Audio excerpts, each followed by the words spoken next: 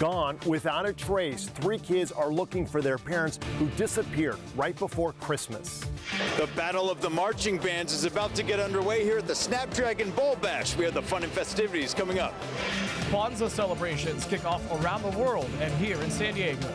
From the Oceanside Pier to Virginia Beach, Jeff Fry's Coast to Coast pedaling pilgrimage. CBS 8 News Live at 6 starts now. A mother and father from the South Bay are missing, leaving behind their 3 kids, the youngest 18 years old. Tonight, we're hearing from her and her siblings about the disappearance. Good evening and thank you for joining us. I'm Carlo Cicchetto. And I'm Jesse Pagan. Marcella is off tonight. Johnny and Melissa Soto have been missing for almost a week. As CBS 8's Steve Price reports, they separated several months ago but regularly talked, and there are no obvious signs of foul play. Flyers posted around San Ysidro for Melissa and Johnny Soto. The couple disappeared December 20th without a trace, and now their 3 kids are asking for your help to find them. A neighbor's security camera catches what appears to be Johnny Soto pulling out of his garage around 10:30 Wednesday night. He then walks over to his wife's car and puts her keys on the windshield before getting back in his truck and pulling away. My brother wouldn't hurt his wife. You know, he loves her and he loves his kids, and I think they just went out on a drive and maybe are stuck in the mud. I don't know. Christina Sandoval says it all started around 9 Wednesday night when Johnny asked his son Vincent to leave their home so he could talk with Melissa, who had moved out of the house over the summer. They get together and talk occasionally, like every 2 to 3 weeks. So that part was not like so them getting together and talking wasn't weird at all to us. Around 10:30, Johnny called his son, told him they had left the house and he could come home. It sounded normal. He didn't sound like he was distressed or anything. He just sounded like he was just driving the car in the car. I could hear like the tire on the road. Around that same time, Johnny's youngest daughter, Elise, texted her dad asking for a ride home. He said okay, but then never showed up.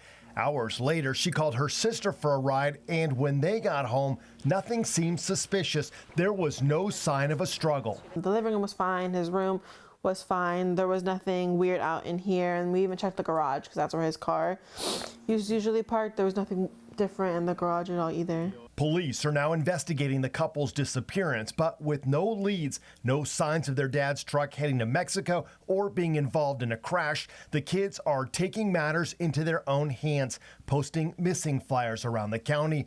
Their message for their parents: that we love them and we just want them to come home safe, or even give us like any type of sign or contact that they're okay. Their mom's phone was found in her car, and their dad's phone shut off 15 minutes after he talked with his son.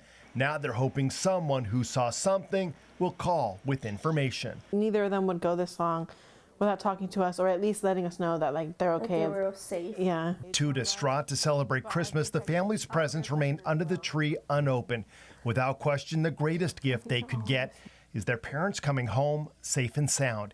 In San Ysidro, Steve Price, CBS 8. Thanks, Steve.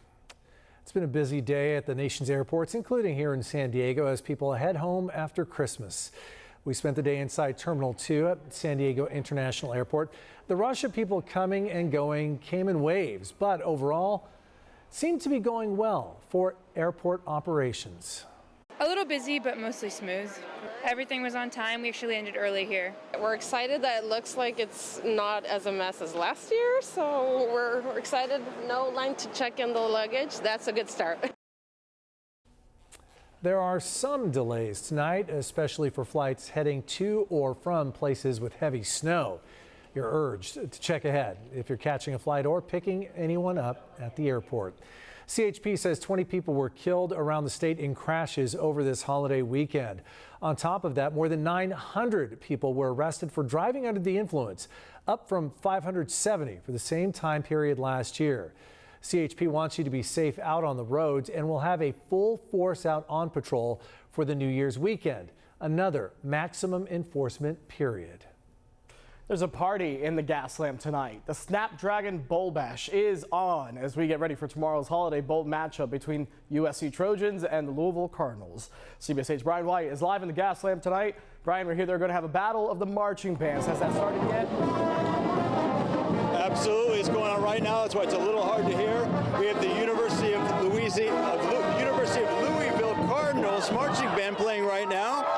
There they are, and we have hundreds of people gathered here at the corner of 5th and Market here in the gas lamp for the Snapdragon Bowl Bash. And now photographer Colleen Murphy is going to pan over. I'm going to show the USC Trojans as they get going here. But it's a battle royale here, a battle of the bands, drums, and all kinds of instruments. I'm going to be quiet here, and we're going to let you listen in here without me talking, okay? Here we go.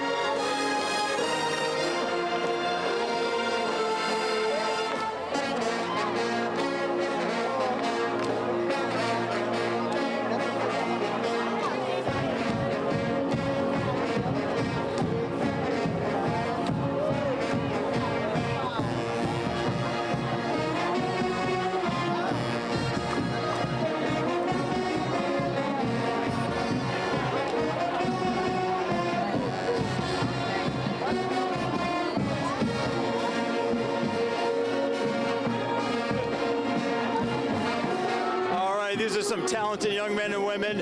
I have Rick Schloss here. He's with the San Diego Bowl Game Association. Rick, who do you think is going to win the battle here? I think both are going to win. It's going to be a tie. It's going to be. I've already voted a tie. Nobody can lose. We have a lot of energy out here.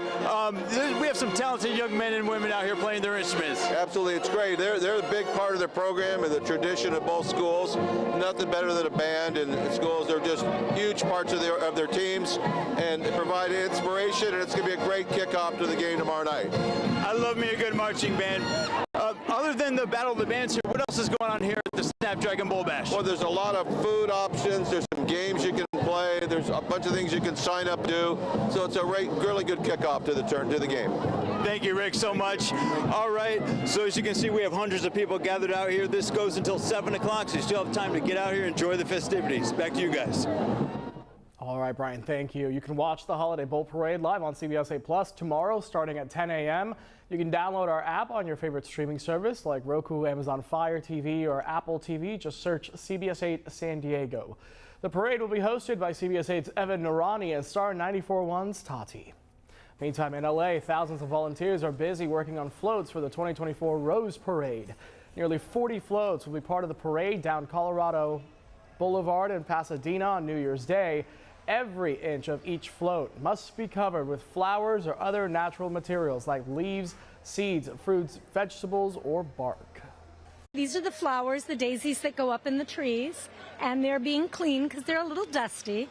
And once they're cleaned, we will be applying parsley on the green and then crushed rice on the flowers, and then there'll be a live bouquet in the center.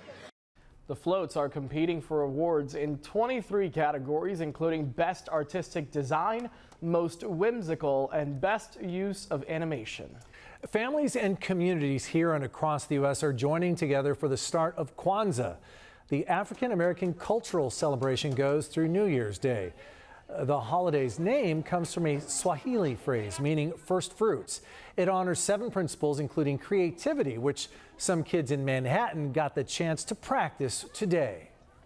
Drumming is one of the ways in which a family can choose to celebrate the holiday, as well as singing, dancing, and storytelling. We're from a mixed cultural family. My wife's Italian, I'm Jewish, and Ella is African American. And so we love doing things that kind of, expose her to different cultural heritages. Kwanzaa was created in the United States back in 1966. Coming up tonight in our second half hour, we're live at a Kwanzaa celebration about to get started at the World Beat Center in Balboa Park. If you're taking down your tree before the end of the holiday season, the City of San Diego is ready to help you. Today, the city kicked off its 50th annual Christmas tree recycling program. You're reminded to remove all decorations and the stand and only drop off a real tree. You can also put your tree into your green organic recycling bin as long as it's been cut into pieces. There are 16 drop-off locations. We've put a link up on the help button at cbs8.com. The program runs through January 23rd. Still ahead, can closing vents in empty rooms save you money on your electric bill? We're going to verify that. Plus, the National Lampoon's Christmas Vacation spoof that went viral and turned some firefighters into celebrities. We had high clouds out there earlier today. We were still in the near seasonal range when it came to our temperatures. Also talking about king tides still right along our coast with high surf this week and a chance for rain. All those details coming up. And as 2023 comes to a close, we revisit the biggest stories making national headlines this year. Next.